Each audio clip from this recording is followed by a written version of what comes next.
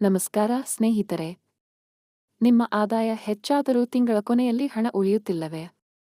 ಆರ್ಥಿಕ ಸ್ವಾತಂತ್ರ್ಯ ಪಡೆಯಲು ಸರಳವಾದ ಒಂದು ನಿಯಮ ಇದೆ. ಅದೇ 65-20-15 ಫೈನಾನ್ಷಿಯಲ್ ಗ್ರೋತ್ ರೂಲ್. ಈ ನಿಯಮವನ್ನು ಅನುಸರಿಸಿದರೆ ನಿಮ್ಮ ಹಣಕಾಸಿನ ಜೀವನವನ್ನು ಸುಲಭವಾಗಿ ನಿಯಂತ್ರಿಸಬಹುದು. ಹಾಗಾದರೆ ಈ 65-20-15 ನಿಯಮ ಏನು ಎಂಬುದನ್ನು ನಮಸ್ಕಾರ ಸ್ನೇಹಿತರೆ. ನಿಮ್ಮ ಆದಾಯ ಹೆಚ್ಚಾದರೂ ತಿಂಗಳ ಕೊನೆಯಲ್ಲಿ ಹಣ ಉಳಿಯುತ್ತಿಲ್ಲವೇ? 65% ಅಗತ್ಯ ಖರ್ಚುಗಳಿಗೆ. ನಿಮ್ಮ ಒಟ್ಟು ಆದಾಯದ 65% ಹಣವನ್ನು ಅಗತ್ಯ ಖರ್ಚುಗಳಿಗೆ ಬಳಸಬೇಕು.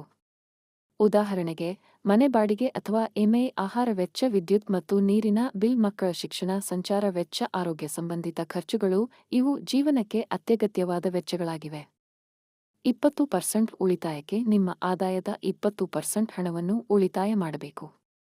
ಈ ಹಣವನ್ನು ತುರ್ತು ನಿಧಿ, ಎಮರ್ಜೆನ್ಸಿ ಫಂಡ್, ಬ್ಯಾಂಕ್ ಉಳಿತಾಯ ಖಾತೆ, ಫಿಕ್ಸ್ಡ್ ಡೆಪಾಸಿಟ್ ಮುಂತಾದ ಸುರಕ್ಷಿತ ಯೋಜನೆಗಳಲ್ಲಿ ಇಡಬಹುದು. ಕನಿಷ್ಠ 6 ತಿಂಗಳ ಖರ್ಚಿಗೆ ಸಾಕಾಗುವಷ್ಟು ತುರ್ತು ನಿಧಿ ಹೊಂದಿರುವುದು ಉತ್ತಮ. 15% ಹೂಡಿಕೆಗೆ. ಉಳಿದ 15% ಹಣವನ್ನು ಹೂಡಿಕೆ ಮಾಡಬೇಕು. ಉದಾಹರಣೆಗೆ, ಸಿಪ್ ಮೂಲಕ, ಮ್ಯೂಚುವಲ್ ಫಂಡ್, ಇಂಡೆಕ್ಸ್ ಫಂಡ್, ಷೇರು ಮಾರುಕಟ್ಟೆ, ನೆಪ್ಸ್. ದೀರ್ಘಕಾಲಿಕ ಹೂಡಿಕೆ ಯೋಜನೆಗಳು. ಹೂಡಿಕೆಗಳು ನಿಮ್ಮ ಹಣವನ್ನು ಹೆಚ್ಚಿಸಲು ಸಹಾಯ ಮಾಡುತ್ತವೆ. ಈ ನಿಯಮದ ಪ್ರಯೋಜನಗಳು: ಹಣಕಾಸಿನ ಶಿಸ್ತು ಬರುತ್ತದೆ, ಅನಗತ್ಯ ಖರ್ಚುಗಳು ಕಡಿಮೆಯಾಗುತ್ತವೆ, ತುರ್ತು ಪರಿಸ್ಥಿತಿಗಳನ್ನು ಎದುರಿಸಲು ಸಹಾಯವಾಗುತ್ತದೆ, ಭವಿಷ್ಯದ ಗುರಿಗಳನ್ನು ಸುಲಭವಾಗಿ ಸಾಧಿಸಬಹುದು, ಆರ್ಥಿಕ ಸ್ವಾತಂತ್ರ್ಯದತ್ತ ಹೆಜ್ಜೆ ಇಡಬಹುದು.